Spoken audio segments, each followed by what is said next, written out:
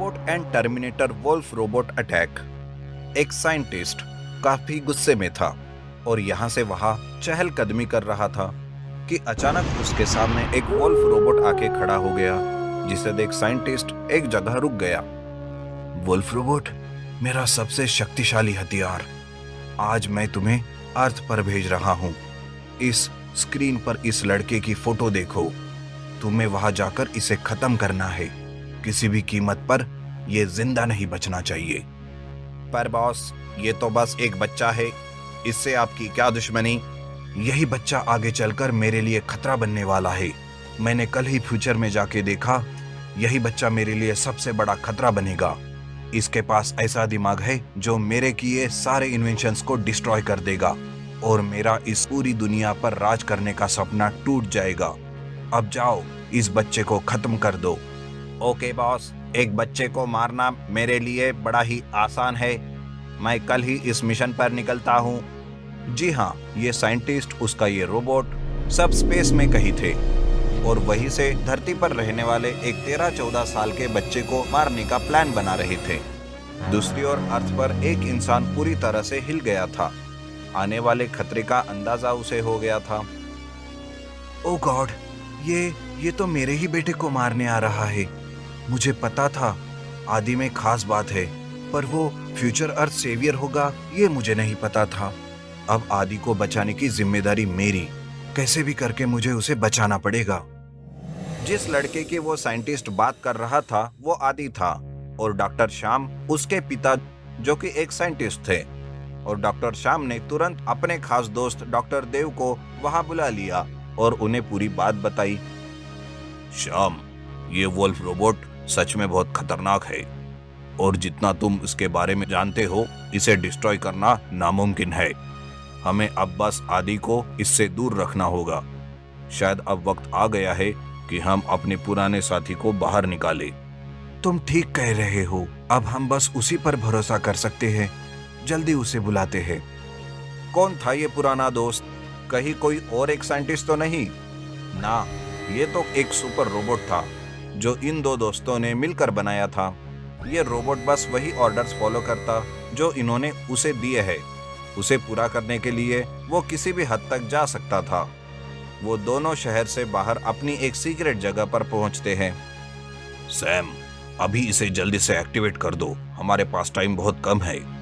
Yes boss, हो ही गया समझो, और कुछ देर। Yes, done. रोबोट एक्टिवेट हो गया और उन्होंने उसे कमांड दिया कि आदि को किसी भी कीमत पर सेफ रखना है, जब तक वो उस वोल्फ रोबोट को वापस स्पेस में भेजने का कोई तरीका ना मिल जाए। वो रोबोट को आदि की फोटो दिखाते हैं और उसे आदि के पास भेज देते हैं और आदि को भी पूरी बात फोन पर समझाकर खुद वही रुक जाते हैं उस वोल्फ रोबोट को वापस भेजने का कोई तरीका ढूंढने के लिए। सुपर रोबोट तुरंत आदि के पास निकल जाता है, पर वो वहां पहुंच पाए उससे पहले ही वोल्फ रोबोट वहां पहुंच जाता है।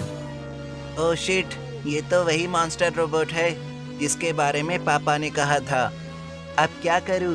पापा का रोबोट तो अब तक यहाँ आया ही नहीं। मुझे कैसे भी करके इससे बचना पड़ेगा। हे बच्चे, मुझे पता है तुम यहीं पर हो। जल्दी से बाहर निकलो, वरना मैं तुम्हारा ये पूरा घर उड़ा दूंगा।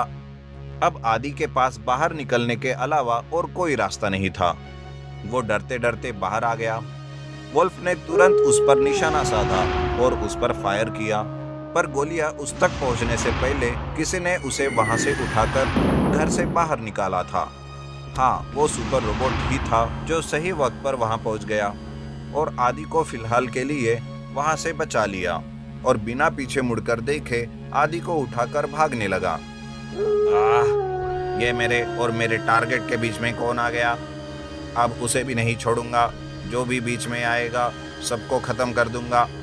वोल्फ रोबोट भी उनका पीछा करने लगा। सुपर रोबोट काफी कोशिश करके आदि को उस वोल्फ से बचा रहा था, पर वोल्फ रोबोट के सामने उसकी ताकत फीकी पड़ जाती है। हर बार वो सुपर रोबोट पर भारी पड़ जाता है। हे रोबोट, मैं एक जगह जानता हूँ, वहाँ हम सेफ रहेंगे। मुझे जल्दी वहाँ ले चलो। मैं वहाँ तुम्हें कुछ पावर्स अपग्रेड कर सकता हूँ। रोबोट तुरंत आदि के कहे पते पर पहुंच जाता है। वो एक अलग ही लैब थी आदि के पापा की, जहां वो खास रोबोट्स पर काम करते थे। वो तुरंत लैब में गया और इतनी सफाई से हाथ चलाने लगा जैसे मानो वो सब चीजों में एक्सपर्ट हो। ओके नाउ, तुम जल्दी से यहाँ आओ सुपर रोबोट, मैं तुम्हें अपग्रेड करता हूँ। सबसे पहले आदि ने लैब के सारे एंट्रेंस सिक्योरिटी कोड से लॉक कर दिए और बाद में एक बड़े से सिस्टम से रोबोट को कनेक्ट किया और कीबोर्ड पर अपनी उंगलियां बड़ी ही तेजी से घुमाने लगा। दूसरी ओर शाम आदि की सारी हरकतें अपने मोबाइल में देख रहे थे। लैब में लगे सीसीटीवी कैमराज से वो उसे देख पा रहे थे और उस पर गर्व महसूस कर रहे थे। Wow, he is such genius. इतनी सी उम्र में ये सब कमाल है। आदि ने बचपन से ही अपना सारा वक्त इस लैब में गुजारा है। उसे इन सब बातों की बहुत नॉलेज है, इसलिए शायद उस साइंटिस्ट को ये उसके लिए खतरा लगता है। अब यही एक होप है हमारे पास उस साइंटिस्ट के इरादों के नाकाम करने की। बस कैसे भी करके उस वोल्फ रोबोट से बच जाए। अच्छा, वो वोल्फ एक टेलीपोर्ट पोर्टल से यहाँ आया है ना? अगर हम किसी भी तरह वो पोर्टल डिस्ट्रॉय या बंद कर दे तो? शाम उसे बताता है कि अगर पोर्टल बंद कर दिया तो वो वोल्फ रोबोट यहीं पर रह जाएगा। हमें उसे उसके अंदर भेजकर फिर पोर्टल हमेशा के लिए बंद करना पड़ेगा, तभी काम बन पाएगा।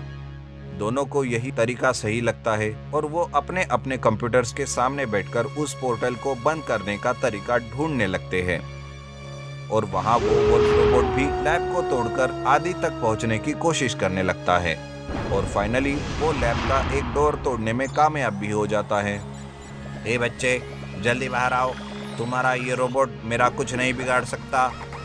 उसे और तुम दोनों को खत्म कर दूंगा।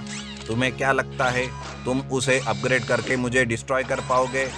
ना, वो मुझे भी पता है कि तुम्हें डिस्ट्रॉय करना मुमकिन नहीं। हम तो बस तुमसे तेज भागना चाहते हैं। चलो रोबोट। आदि दूसरे डोर को अनलॉक करता है और रोबोट उसे लेकर वहां से भाग जाता है।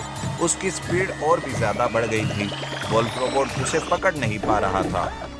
यस, मुझे तरीका मिल गया। शाम, आदि को कॉल करके बोलो कि कैसे भी करके उस वोल्फ रोबोट को उस पोर्टल तक लेकर आए और हो सके तो उस वोल्फ रोबोट के गले में लटका लॉकेट हासिल करने की कोशिश करे।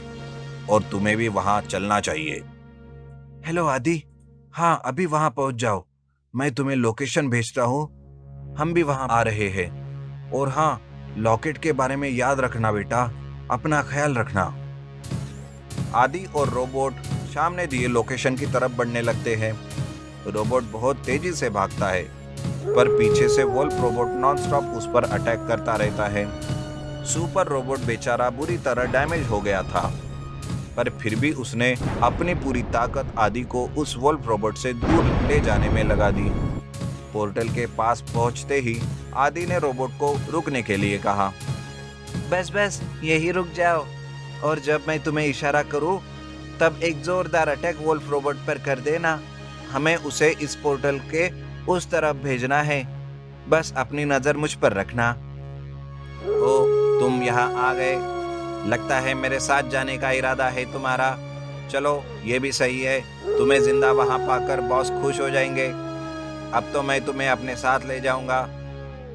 कौन सा बॉस? और तुम मुझे क्यों मारना चाहते हो? मैं तो बस एक बच्चा हूँ। आदि जानबूझकर वोल्फ रोबोट को बातों में उलझाए रखता है। वो भी उसके और उस पोर्टल के और करीब जाने लगता है। तब तक शाम और देव भी अपने साथ कुछ डिवाइस लेकर वहां पहुंच जाते हैं। सबको वहां देख उसे हैरानी होती है। उसे इनके प्लान की कोई भी खबर नहीं थी। जैसे ही वो आदि के पास पहुंचा, आदि ने उसके गले में लटका उसका लॉकेट निकाल लिया और अपने रोबोट की तरफ इशारा किया। इशारा समझते ही रोबोट ने वोल्फ रोबोट को पोर्टल की तरफ धकेल दिया। शाम, यही सही समय है पोर्टल बंद करने का। आदि, वो लॉकेट यहाँ फेंको जल्दी। आदि, पोर्टल से दूर हो जाओ। आदि ने देव की तरफ लॉकेट फेंका। देव ने तुरंत उसे लपक कर डिवाइस में लगा दिया और उस पोर्टल को बंद करने लगा। पर अचानक रोबोट का हाथ उस पोर्टल से बाहर आने लगा, जिसकी वजह से वो पोर्टल बंद ही नहीं हो पा रहा था। सुपर रोबोट ने तुरंत उसका हाथ पकड़कर उसे अंदर की ओर धकेल दिया, पर साथ में वो भी अंदर खींचा चला गया। वो अंदर जाते ही पोर्टल बंद हो गया, कभी ना खुलने के लिए। नहीं, सुपर रोबोट, पापा कुछ कीजिए। वो ऐसे कैसे जा सकता है? प्लीज पापा, उसने मेरी जान बचाई है। आई नो बेटा, पर अब कुछ नहीं कर सकते। वो एक वॉरियर था जिसने फ्यूचर बचाने के लिए अपना बलिदान दे दिया। थैंक गॉड कि तुम सेफ हो। मैं उस वोल्फ रोबोट को और उसके बॉस को छोड़ूंगा नहीं। अब जब भी मेरा उससे सामना होगा, वो उनका आखिरी दिन होगा। आई प्रॉमिस यू पापा। थैंक्स देव, आज तुम्हारी वजह से मेरा बेटा सेफ है। साइंटिस्ट का प्लान फेल हो गया और वापस आदि तक पहुंचने का रास्ता भी बंद हो गया, और उसकी इस हरकत ने उसे खुद से आदि से दुश्मनी मोड़ ली। अब फ्यूचर में कौन किस पर भारी पड़ेगा ये तो हमें पहले से ही पता है, पर आदि कैसे उस साइंटिस्ट को हरा पाएगा ये देखने में मजा आएगा।